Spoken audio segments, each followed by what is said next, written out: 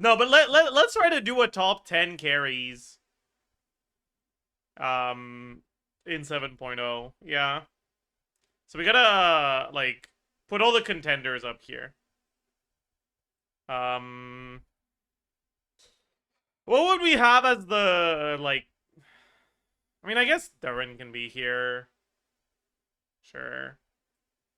Skirk. Varessa. Aoika. Molani. Risley. Sino. Cryo Traveler.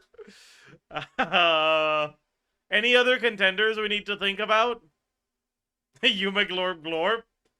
Right? Lohan. I mean, Lohan's quote-unquote carry team is just Durin carry, so I just have Durin here instead. Lock. I think wrong game. Alright, who's number one? Number one is probably just Sandrone. Pretty clearly, I would say. Number two is weird. Because, like, we still don't know for sure some of the Cryo MC stuff.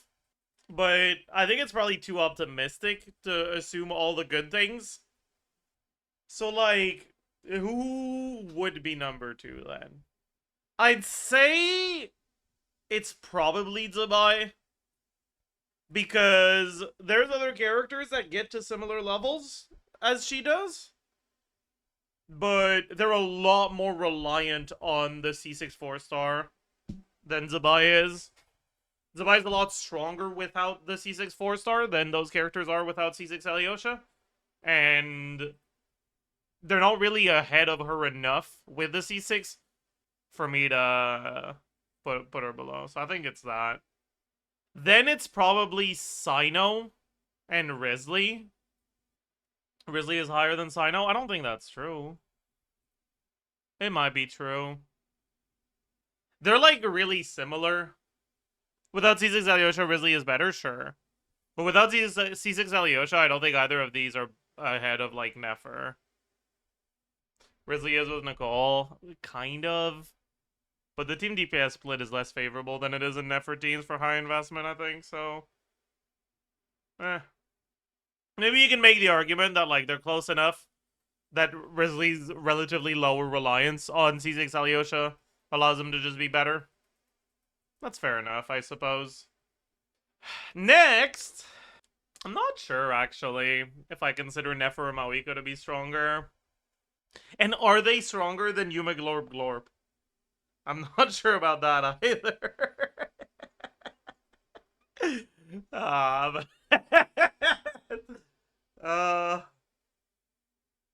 And like, oh man, Mizuki isn't top 10 without C6. Yeah, I guess these Stellar Swirl teams are reliant on Cryo MC constellations, and so is Cryo MC. So in 7.0, Cryo MC probably wouldn't be up there. I mean, Cryo MC might still be up there. Human Globe counts like earlier, like 120k. I had them a lot higher than that. Maybe C0 is at 120k. Actually, that makes sense.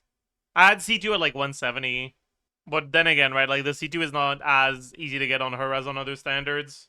I refuse to believe Sino is a T3. Oh, this isn't tier 3. This is like number 4 in the whole game. I think I'll put Mawiko ahead of Nefer, but they're like really close. Then it's probably Yumaglorb Glor. Is this tier list upside down? You think Yumaglorb Glor should be above Mawika? True. Yeah, it's weird with her because, like, I don't know what con to assume because both the C1 and the C2 are really big for her.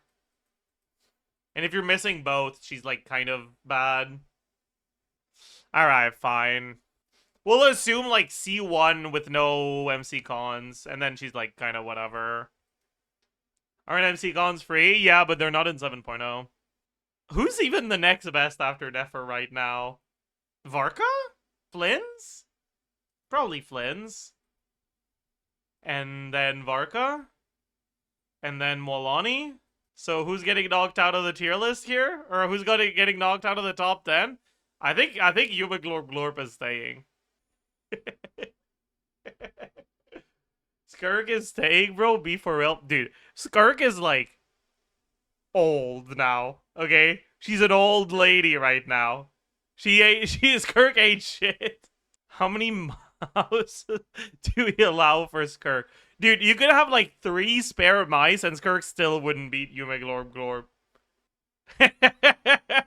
Skirk at C0 has like 140 to 150k. What are you saying? That is just fucking made up. Like, what do you mean? Sure, in the dummy you can get that. KQM Center is not 140 to 150k. My god. Think Goro versus Chevreuse for the difference between Prune and Alyosha. How competitive are the alternatives to non-C6 Alyosha? Non-C6 Alyosha is just the same as Chi-Chi, basically. Gives a little bit less stellar damage and gives attack instead, but it's just like the same thing. And then C6 Alyosha gives more than double that. It gives more stacks, a little bit more, but like not meaningfully so. Escoffier is a good Alyosha replacement from what I saw. I mean, Escoffier and everyone else in the fucking cluster of units that are fine. Yeah. Very few people will get Alyosha C6, yeah. So a lot of people are gonna be like, oh my god, power creep, new meta, broken, wow, and then they don't get Alyosha C6, and they just get a team that's like as good as what they already had, and they're like, well, what the fuck? I was told there was power creep. And like there is, but it's like, yeah. You think Alyosha's getting replaced with a 5-star staying on the team? I mean, if they don't nerf the fuck out of him, he's staying, for sure. Over Yai? Potentially over Yai, yeah. I honestly think that Yai and Odette are both more likely to get replaced than Alyosha in stellar teams right now. If you get C6. Is he good for Swirl? No, he doesn't work for Swirl. Well, is that true? I think it's true. Like, he has too much Electro Op. Like, he's gonna disable your Swirl a little. He doesn't buff Stellar Swirl damage, it's only Stellar Conduct damage, so yeah, it seems a little sus. Why does his normal attack have a 24 hit, 0.5 second ICD? Dude, I swear, some of these numbers are so weird. Like, what the fuck even is that? Yeah. Just in case you manage to get 25 of these hits within a 0.5 second window.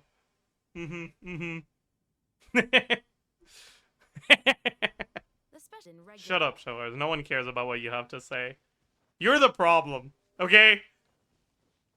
Like, everyone slowly accepting Chevreuse C6 as just a reality of the game is the reason why they felt they could get away with whatever the fuck Alyosha is right now, okay? This is all your fault. Fuck you. Chat, we're gonna manifest an Alyosha nerf, alright? Everyone go, grab your Chevreuse if you have her, go to this statue, teleport here, and do this. Okay? This is the fucking ritual for the Alyosha nerf. Alright? I believe. I believe. Like, they don't even need to nerf him. Just shift some of the power from C6 into the base kit. Or, like, put it at C2 or something. Just, like, something. Do it again? Yeah, fuck it. I'll do it again. Wait, she might survive. Okay, no. Because, like, if you manage to, like, collide with a wall before you collide with a ledge like this, like, your character just starts climbing.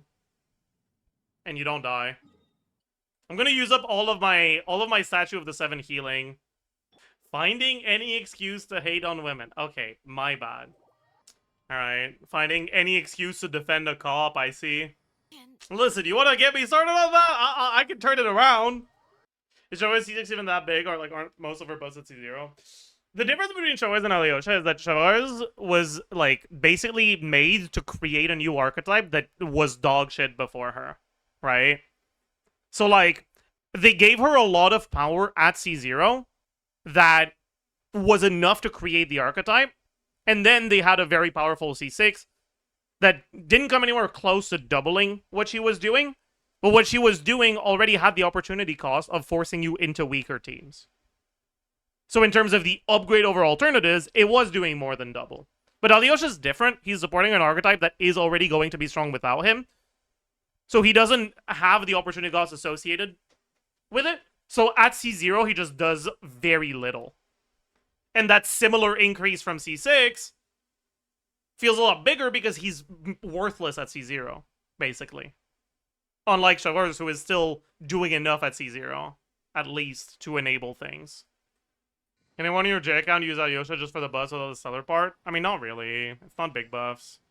Like 25% attack is just not enough.